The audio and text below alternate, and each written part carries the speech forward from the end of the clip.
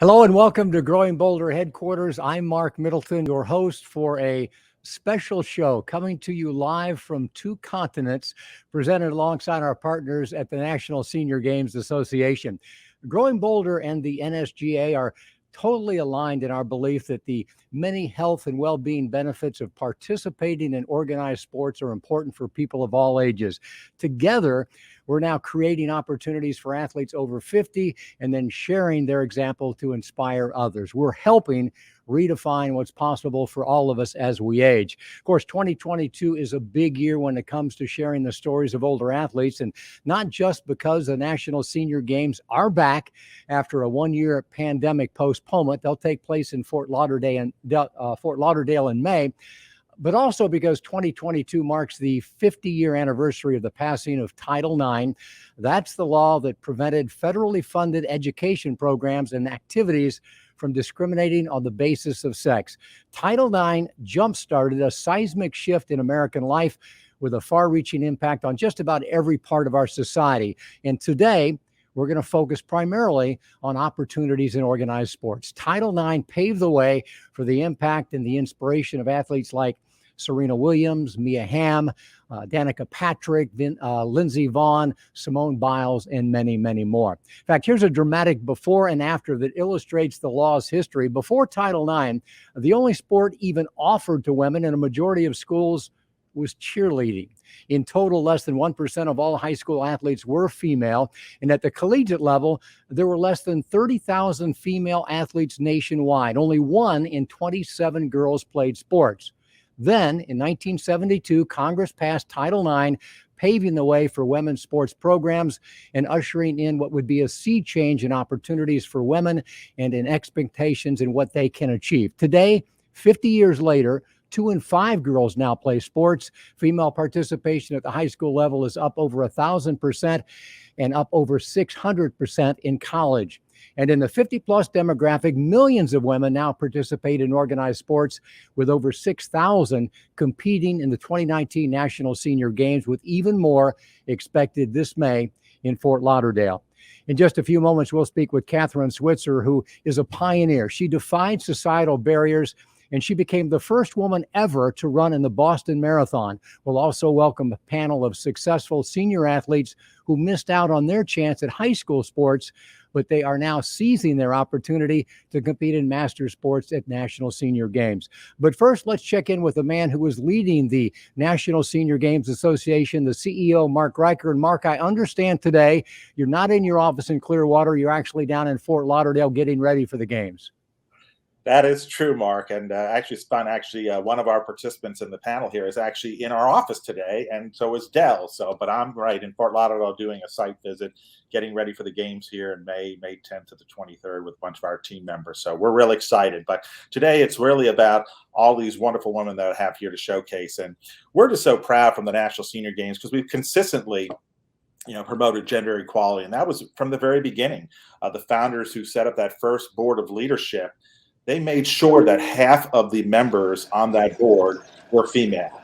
And also the sports that we've offered. From the beginning, the sports and the events have always been the same. It's been offered for the men, it's been offered for the women.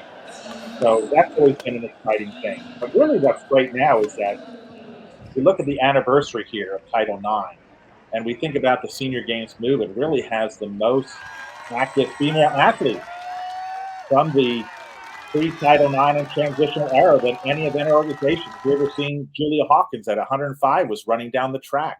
The other thing is that we're just so grateful that we can share some of these stories and appreciate where society has come, through all this. And I think that's the key to this whole thing.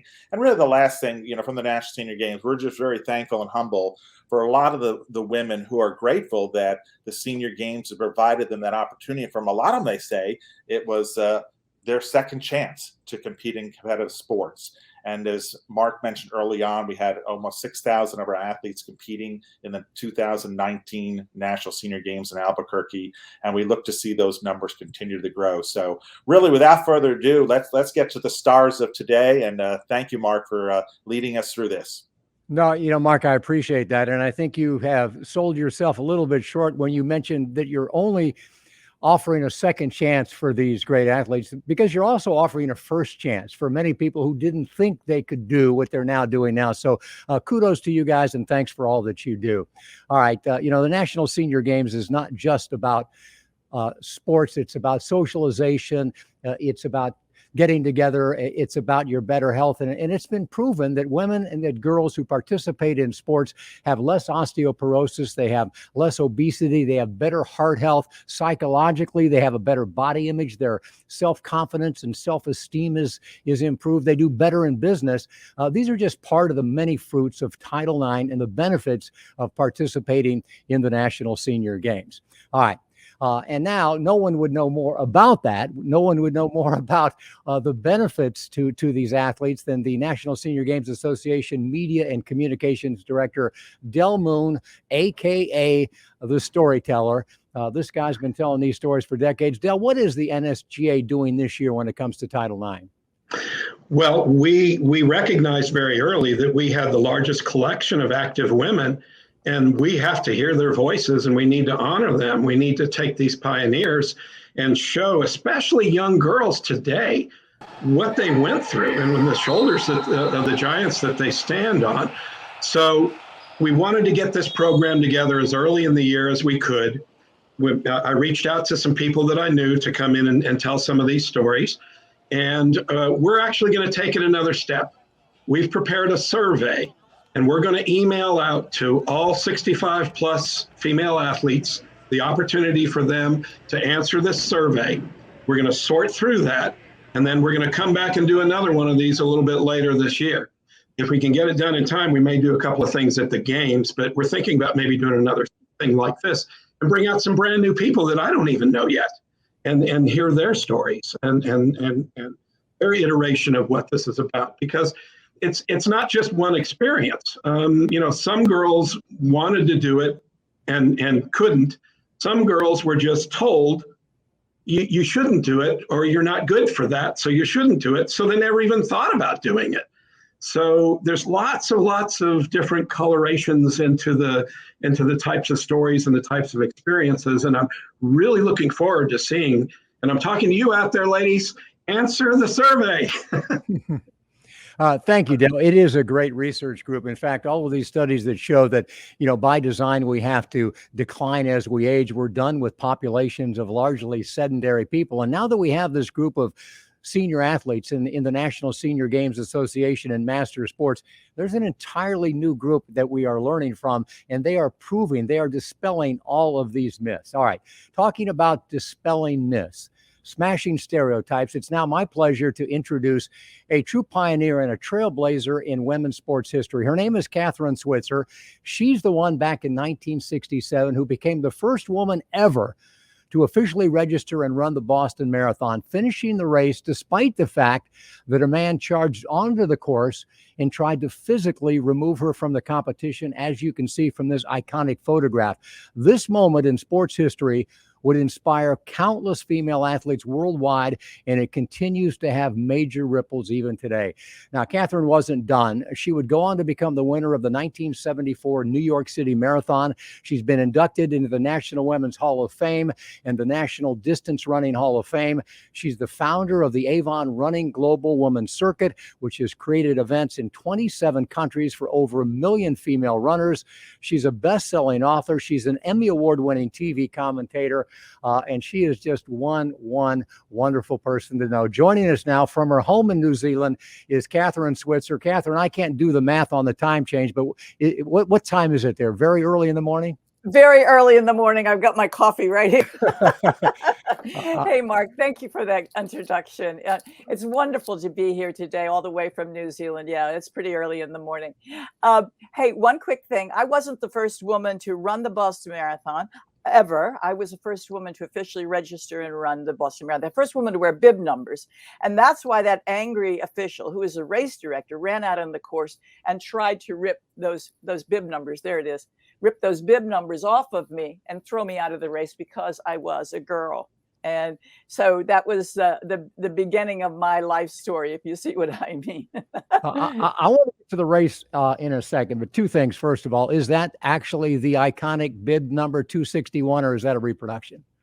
That's one a you, reproduction. that's a re, I do have the originals. I'm not going to tell you where they are. it's probably in the Smithsonian, or it should Well, be. All right. they've asked for them, but I'm not sure I want them to go there because I want them, to be seen. I don't want them in a basement someplace. All right. But We're going to get to your glorious act of rebellion in just a moment, but I know to some extent that the seeds of that rebellion, Kathrine, were planted by your father the day you came home and told him that you wanted to be a cheerleader. Can you tell us a little bit about that day? yeah, Mark, it's a very important story, and I think it's one I start all my speeches with because I think people should really know how important it is to be a role model and encourage your kids because they're sensitive, they get their noses broken really easy, and they need all the encouragement and opportunity you can give them. And I said to my dad, I'm a skinny little 12-year-old, that when I went to high school the next year, I was going to be a cheerleader, and he said, "Oh, honey, you don't want to do that." He said, "Cheerleaders cheer for other people. You want people to cheer for you. The game is on the field." And you know how lucky I was that our high school in Fairfax County, Virginia, very progressive, wealthy area, they had a field hockey team for girls. And I'd never heard of the sport before, and neither had my dad, but he said, "I know they run. And if you ran a mile a day, you'd be the best player on that team." He was a very motivating guy. And so I believed that. And I went out and I started running this mile a day. And that changed my life, not because it made me a good athlete. It changed my life because it empowered me. And that's what really, the whole aspect of Title IX is also about. It's not only about giving the opportunity and saying to women, you have the opportunity, you can do this. They have the sports experience, and as every woman at the National Senior Games presented by Humana will tell you that the sports experience has empowered her, uplifted her, transformed her both physically and emotionally and mentally to do other things she never thought she could do before. And I think that's why sports for women is so very, very important. Well, for all of us, but for women especially, because for thousands of years, we haven't had that opportunity. We are all transformed by the power of example. And, after running, as you said, in cross country, you went to Syracuse, which had no women's cross country team, but you were allowed back then to practice with the men.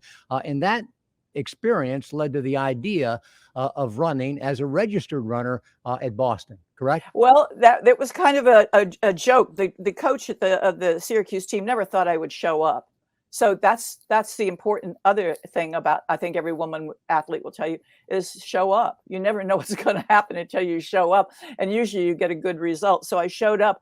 And the other amazing thing is that maybe male athletes in running were completely different from other sports, but these guys were wonderful to me. They showed me a lot of respect. If I was willing to do the work, I was one of the team as far as they were concerned. And so I really trained hard, and a volunteer coach was there who was an ex-marathoner, and he was the one who kind of really took me under his wing. And we began running every day, and he would tell me stories about the day in his life he felt like a hero, which was the Boston Marathon.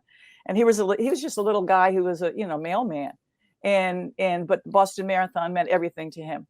And I told him I wanted to run it, and he said, "Oh no, a woman couldn't possibly run that far."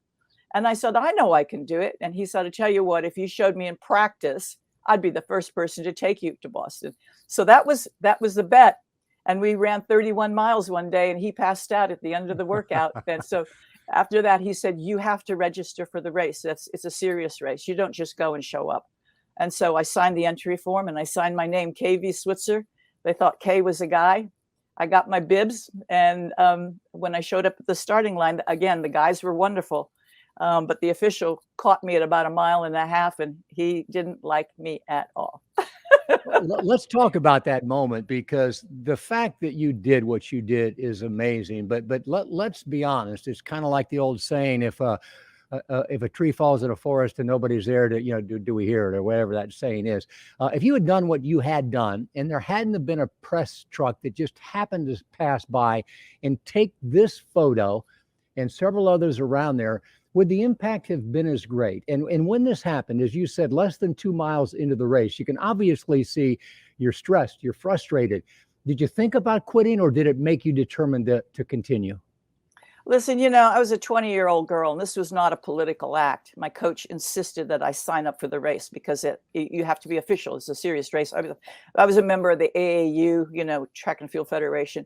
And so when this happened, I was terrified. I really was terrified. I really, I didn't know what to do. I felt like I had somehow screwed up a really major event somehow.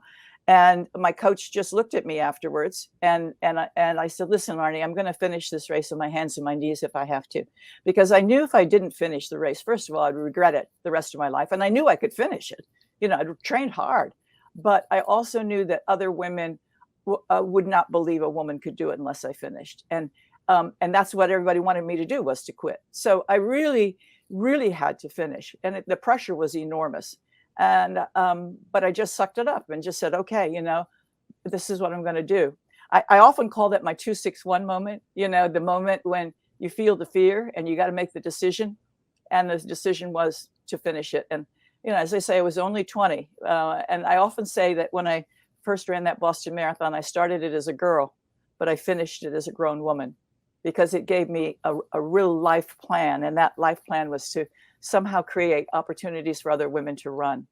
And what a joy it was to spend my rest of my life really doing that, but also, helping to champion the cause of getting the women's marathon into the Olympic Games in 1984, and to be there for Title IX, and to be there even in 1972 back at Boston, when the same year as Title IX, by the way, where we championed women finally to be official in the Boston Marathon.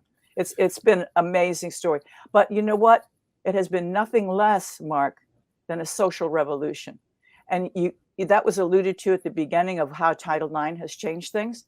But it has created, women's sports, in the United States especially, has created a social revolution. It's changed many, many lives in many, many ways.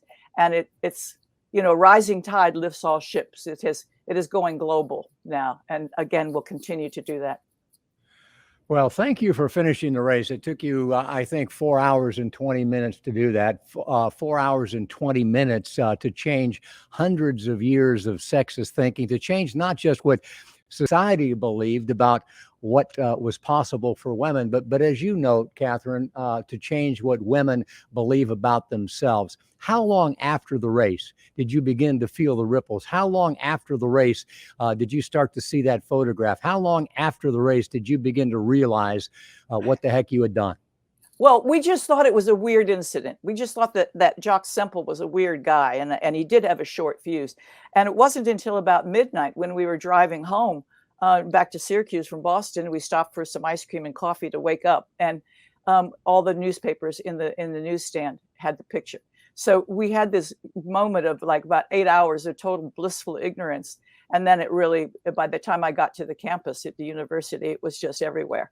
So I knew then that when I saw it in the newspapers, it was really going to change my life. It wasn't just some weird little incident. I had no idea up to that point.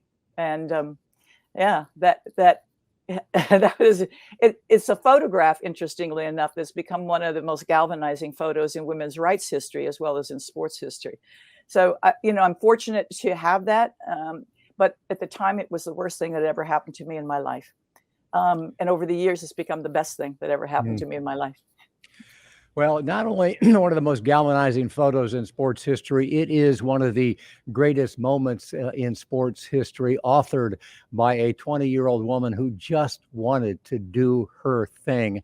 And we're all grateful for that. Kathrine, would you stick around for a second? Because I'd like to bring you back in a moment and have you, chat with our panel. But let's bring in now really 4 more female athletes for a roundtable of inspiration. Now, these are all women who grew up before the passing of Title IX, and as a result, they missed out on the opportunities that exist today.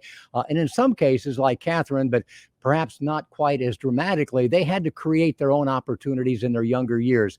But thanks to the National Senior Games Association, to master sports in general, they are now able to enjoy the many benefits of engaging in organized sports. So let's bring them in. We have with us today Alice Tim, former professional tennis player and college tennis coach and a member of the Intercollegiate Tennis Association Hall of Fame. We've got Diet Sawyer, a multi-time National Senior Games medal-winning swimmer. She's a member of the Texas Senior Games Hall of Fame. We've got Lorene Hildebrand, another multi-time medal winner who competes in as many as 17 events at the National Senior Games. She is a multi-sporter, but best known now for her pickleball prowess. And we've got Joe Dill, who has been a National Senior Games competitor since 2005 in basketball, bowling, and now, hallelujah, finally, we've got cornhole.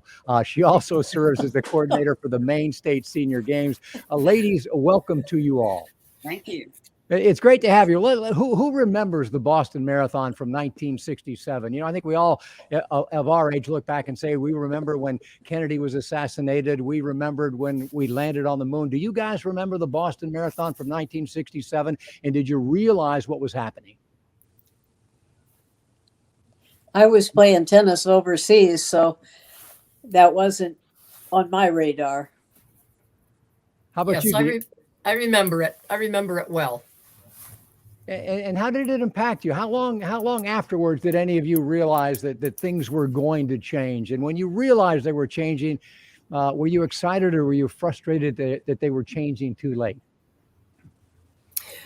I think that we were a part of the change. I mean, I don't think you can depend on someone else to live your dream. You have to make it happen yourself. And that certainly happened for me going to the University of Florida, where there was no tennis team when I went. So I started one. And to this day, there's super athletes. I brought my hat even from my Florida Gators. So you started a team at the University of Florida, Alice, when there was none. Before Title IX, you had to have encountered some resistance. Well, it wasn't so much resistance, it simply didn't exist. Those opportunities weren't there. But Maureen Conley came to Peoria, Illinois, and gave a clinic. And I took one look at her, and that's who I wanted to be. I wanted to be a tennis player. So then I went to the university, and Florida State had a team. It had been a women's university, so they had a team. And fortunately, the University of Florida was willing to do it. We didn't have any sponsorship or coaches or help of any kind, but now they do. And thank you to Title IX, it's a law. Amen. Diet Sawyer, can I tell folks your age? Certainly. 80 years old. You might be the perfect example of a young girl who loves sports, but gave them up in middle school because, you know, you thought, and our culture certainly reinforced that thought, that girls your age just didn't continue playing sports. And for you, the consequences were devastating. You became sedentary, overweight, out of shape, and unhealthy. I mean, it truly changed your life when you had to stop sports. Thankfully, you were able to get back into them. Can you talk about the frustration of having to quit sports after high school?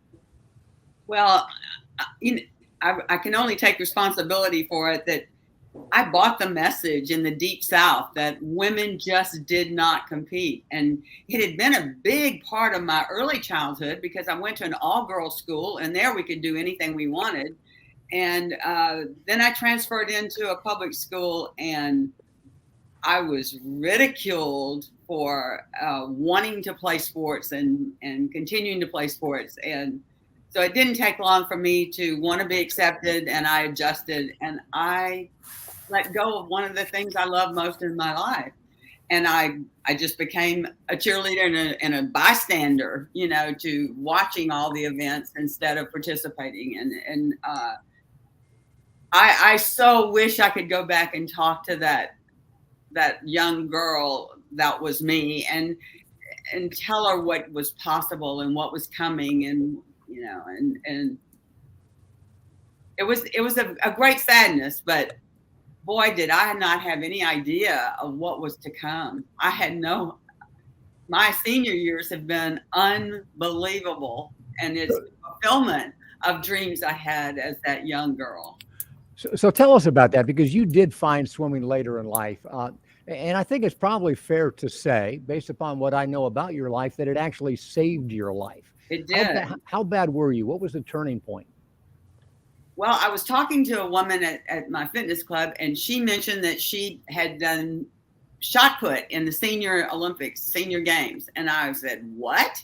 I'd never heard of anything like that. And when she told me, something went off, and I said, I've got to find a sport I can do in the games, and I tried shot put, and I threw my shoulder out. And then I decided, they put up a poster that they were going to start a swim team at our club. And I showed up the very first day, and I couldn't swim half a pool.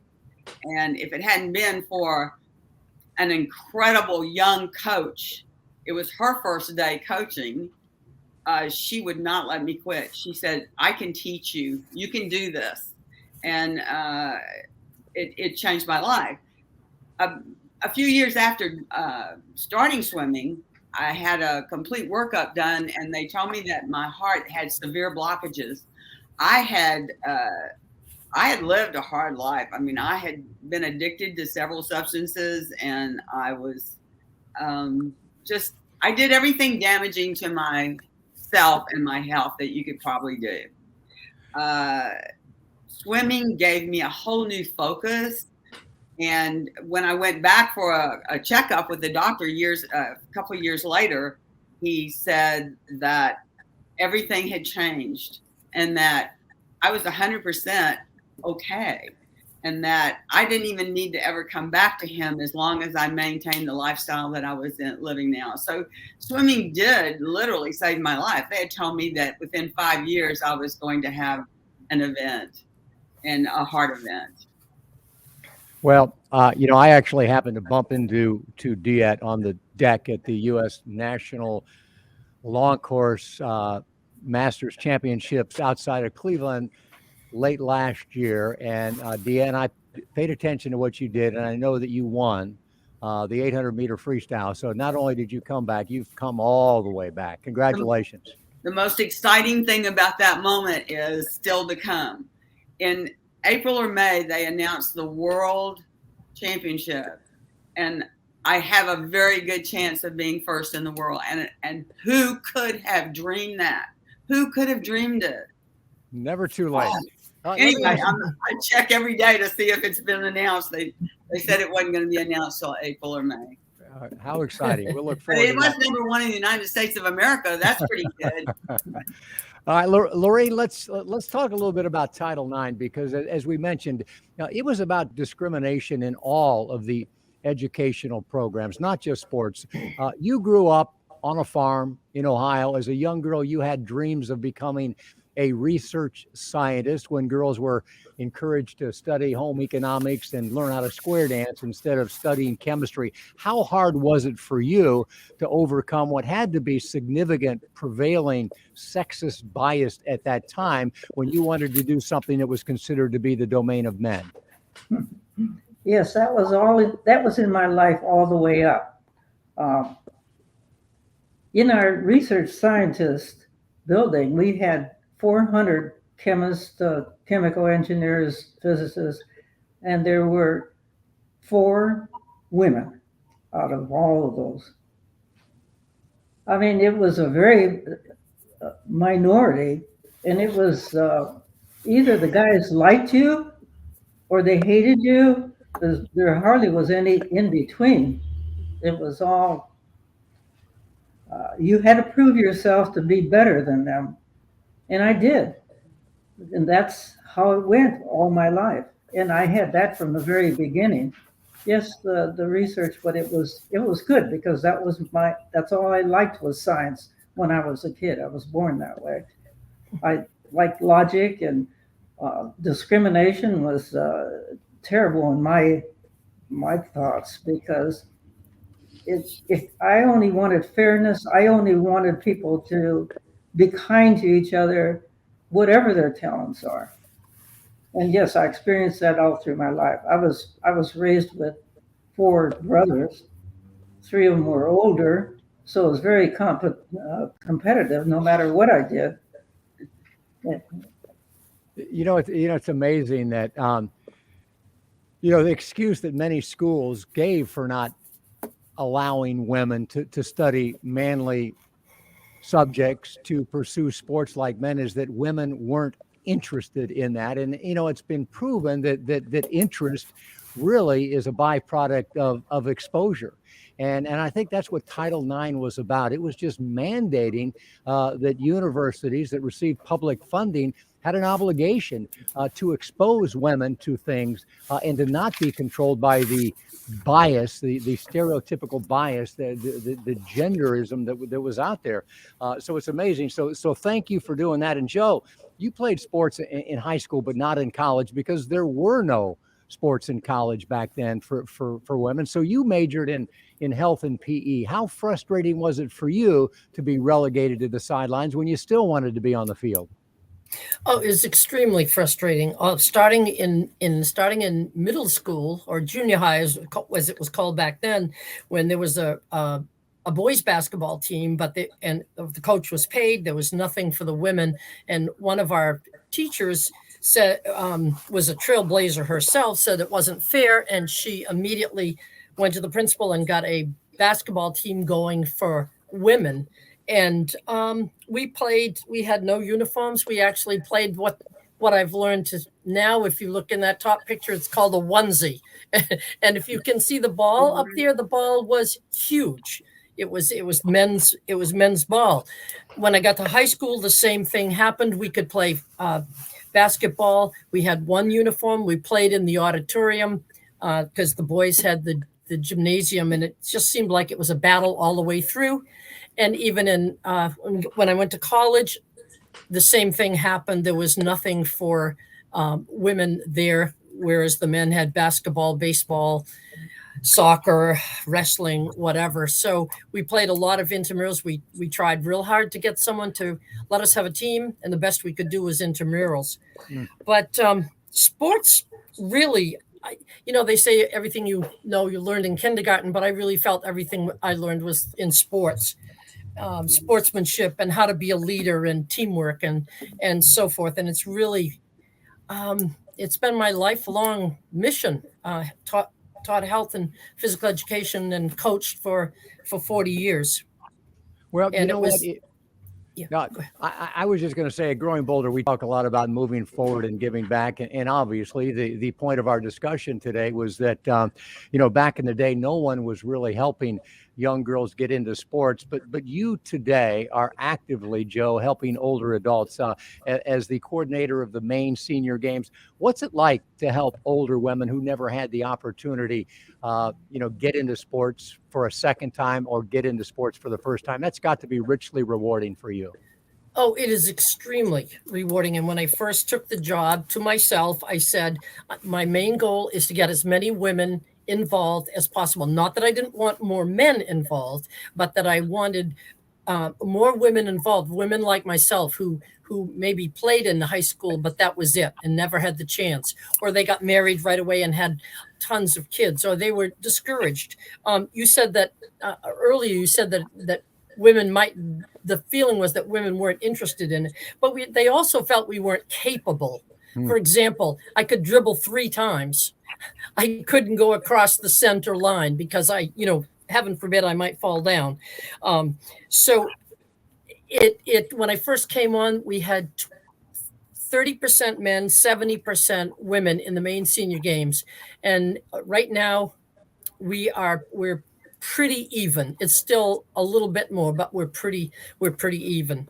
But it's a thrill to find these women who will email me and say, this is the first time I've had a chance to participate since high school. It's just a real feel-good situation. It's wonderful. Well, thank you for doing that. And as we've mentioned, Title IX eventually had major impact on coaching as well, creating opportunities for women at the collegiate level. And Alice, you started coaching right after Title IX, as you mentioned, and you were immediately successful, but your resources, your paycheck certainly didn't reflect that. It took the coach after you to file a lawsuit.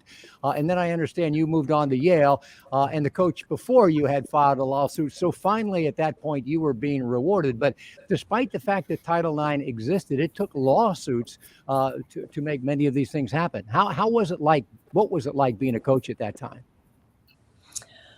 Well, again, there was tremendous opportunity at the University of Tennessee, Chattanooga, where I started the first team.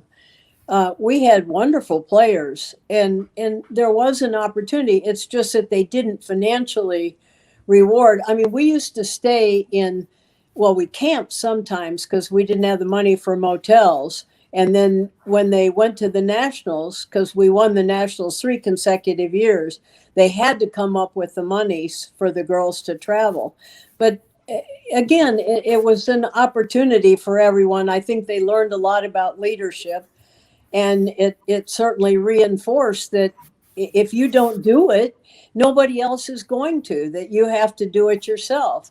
And then when I had the opportunity to go to Yale, Yale had established a equality for women, and we had equal opportunity for the courts. I mean, it was terrific. By the way, I brought my Yale hat as well, not to be left out, my Yale tennis hat. I think all of this was an opportunity for leadership for women, and they did a really good job of it. My teams have reunions every year. They're wonderful women who do great things in this country. So again, it's up to you to live your dream. It's not up to somebody else. We still have a long ways to go, folks. Hey, Mark, I want to yes. say one more thing about the opportunity for women. There was opportunity. The United States Tennis Association had tournaments for girls, and they had Junior Whiteman Cup. That's what I had the opportunity. It's true, it wasn't in schools, but there were associations that gave great opportunity and still do for women to play tennis all over the world. So tennis may be an exception, but I certainly wouldn't want them not to be rewarded for offering it. Well, I appreciate that. And I think to this day, tennis probably is an exception, because I think the women on the tour, and forgive me if I'm getting this wrong, are probably paid closer to the men in professional tennis than most sports. I do know that in golf, the average salary of an LPGA player today is about $45,000. The average salary of a PGA player is $1.2 million. So, there is still a big discrepancy. But speaking of the ripples of Title IX, they continue to affect things that are going on. Breaking news just today, and I want to get your reaction to this if you have any. A 6-year fight over equal pay between members of the World Cup winning U.S. women's soccer team and U.S. soccer, the sport's national governing body, ended today. The two have finally agreed on a settlement, which will now pay $24 million to the players. And U.S. soccer is committing to providing an equal rate of pay going forward for both the women and the men's team. Long time overdue. Any reaction from any of you on this news? I think pickleball has parity now with women and men. I think it's important. It's a very important action that has been taken. Yeah, absolutely. Yeah, I say that's progress, that we finally have some progress that's defined. Well, I read something recently that we all have some blame. A lot of people blame the media on women not being paid as much because the media doesn't televise women's sports to the extent. And when they do, they don't put the production resources behind it. There's 2 cameras instead of 6 cameras. They don't do as good a job, and all it would take is more exposure. So, we're committed as a media company to sharing the stories of people of all ages, of all genders, as we move forward, because I think we all have to take some of the blame. The interesting thing is this to me. I mean, there's many interesting things about Title IX, but Title IX, as it relates to sports, basically says that the proportion of women on campus has to be reflected by the proportion of women with athletic scholarships. 60% of people on most campuses now are women, and yet 90% of all colleges are not in compliance by that standard. And to this day, 50 days after the passing of Title IX, there has not been one penalty against any college for not complying with Title IX. They just say they're in compliance, but working to resolve differences. And, and that bugs us. So I think we all have to keep talking about this as we go forward. Let's bring Kathrine Switzer back in for a bow and a bow, if you will. Kathrine, thank you again, and help us put a bow on this discussion. And let me ask all of you the same question to give you a chance to answer it. And Kathrine, let's begin with you. What's the moral of this story? And maybe, outside of Title IX and outside of sports in general, but, what's the takeaway? What can we all learn about life in general from what each of you have experienced? Kathrine? So many things. It's that opportunity is everything. And when you're talking about the lawsuit being settled today for the soccer team, I must say, when people say, well, we don't see it enough on television and television won't cover it because nobody is watching. Well, when you pay people and you pay the professionals, they'll watch it. They will cover it. It'll be on the news. Billie Jean King told us that. Everybody said when they started the Professional Women's Tennis Association, everybody said, oh, nobody's going to watch women's tennis. Women don't deserve to be paid. La, la, la, la. Well, I argue that women's tennis is just as popular as men's tennis, maybe even more popular. And soccer will be the same. They're different. It's the same sport, but they play a different game, and it's fascinating. Okay, and the coverage will come, and that is very, very important. But I think the takeaway also is this: is that sports is for everybody, and it defies gender, and it is all about diversity, inclusion, and equality and respect. These are things that we have learned, and that the National Senior Games presented by Humana are a wonderful opportunity for everybody at any age to reclaim the athlete within. I think all of us look at this event with great, great joy and aspiration. So many women I have met only started running at 65, 70, or even 75. They don't know about all the problems we had before because they were busy with jobs and kids and the dog and the house, and the husband maybe. and suddenly they say, it's my time. I can be an athlete. I think the other thing to realize that it's really never too late to start, that the body always remembers, the body always wants to get better. And that we have this opportunity in May, and I wish everybody would be there and experience the great good health and the great opportunities it gives us. Well said. I think as a panel host, I made a fundamental error, ladies, by asking Kathrine Switzer to go first. She is a tough act to follow, but somebody's got to do it. Diet, jump in there. What's the takeaway for you? What have you learned about life in general that we should know? I'd like to say something. In my life, I think the takeaway is listening to the stories of every woman here and saying that women couldn't be stopped, that they were not willing to let life go by without participating and participating in a mighty way. And that's been the history of women throughout the ages.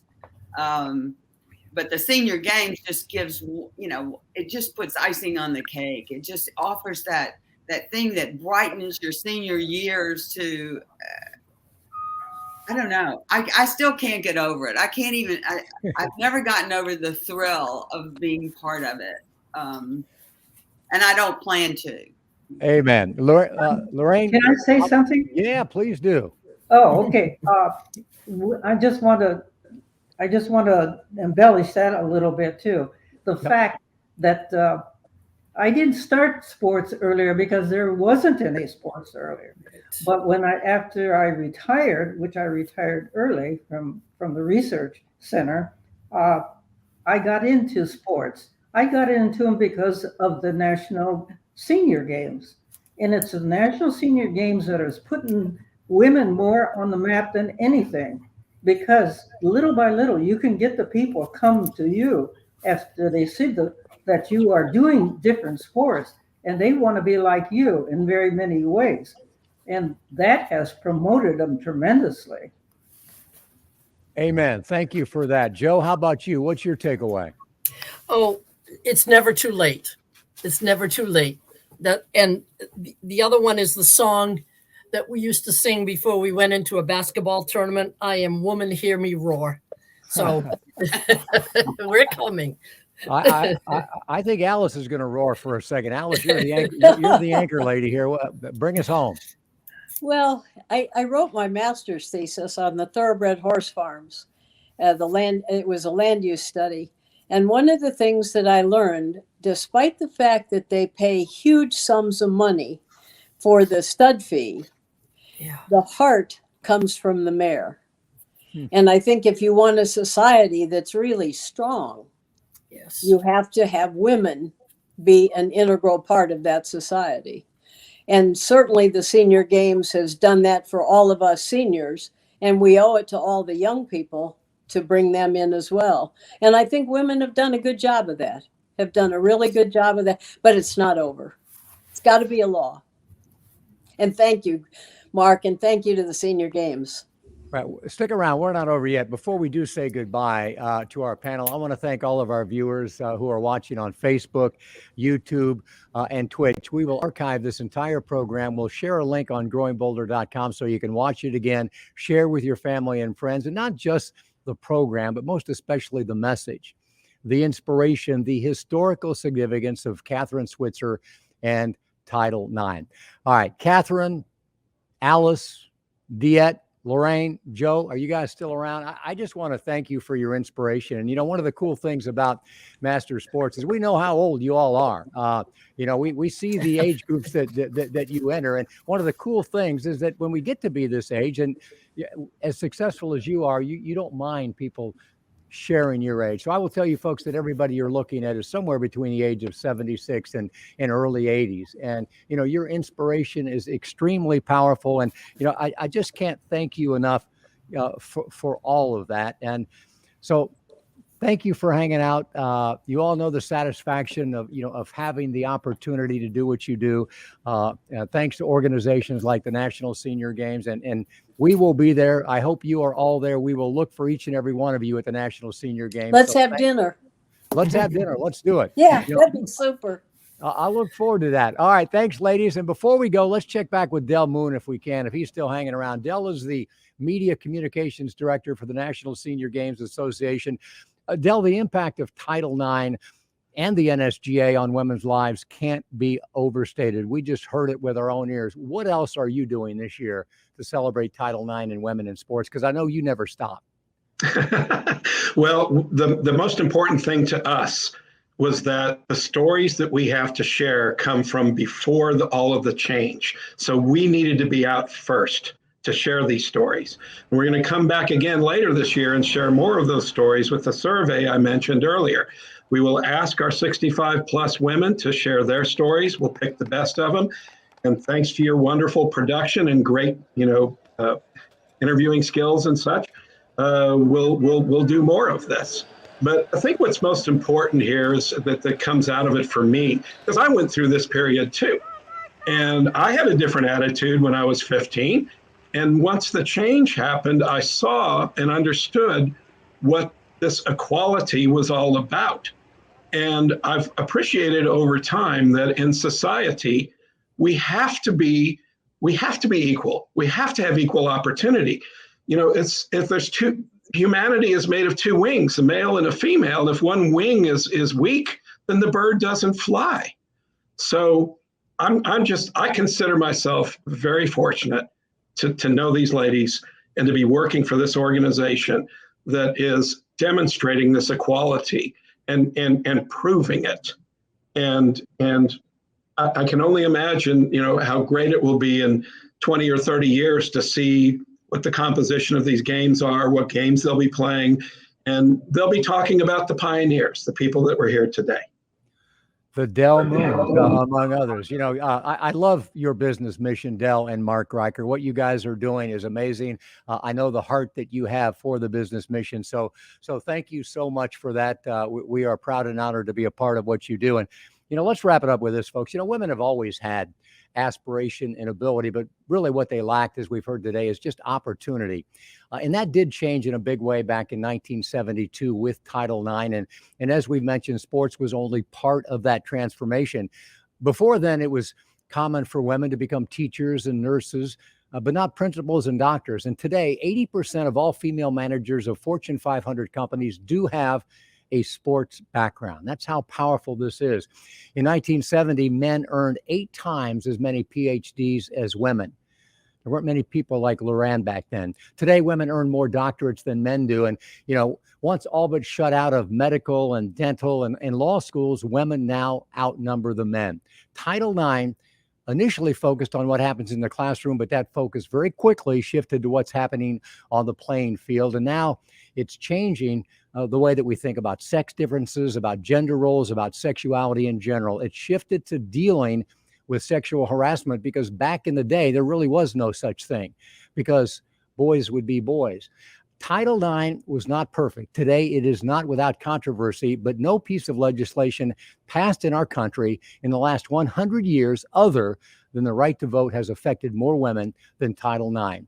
No matter what might happen to Title IX in the future, the remarkable achievements of women and girls will never be reversed. A profound cultural shift begun back in the 1960s in the hearts and the minds of women like Kathrine Switzer led to Title IX, which ushered in a sea change in expectations of what women can achieve. And thanks to organizations like the National Senior Games Association, what they can continue to achieve in their 50s, in their 60s, in their 70s, in their 80s, in their 90s, and even their 100s.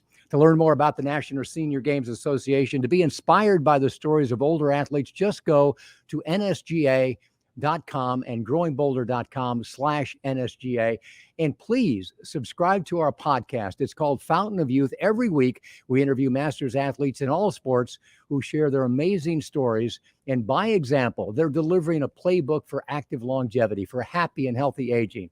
And as Kathrine said, as Diet echoed, join us in Fort Lauderdale, where we will be producing live daily wrap-up shows from the 2022 National Senior Games beginning in May 11th. And I will leave you with the words of the Irish playwright George Bernard Shaw, who said, quote, "We don't stop playing because we grow old. We grow old because we stop playing." We'll see you.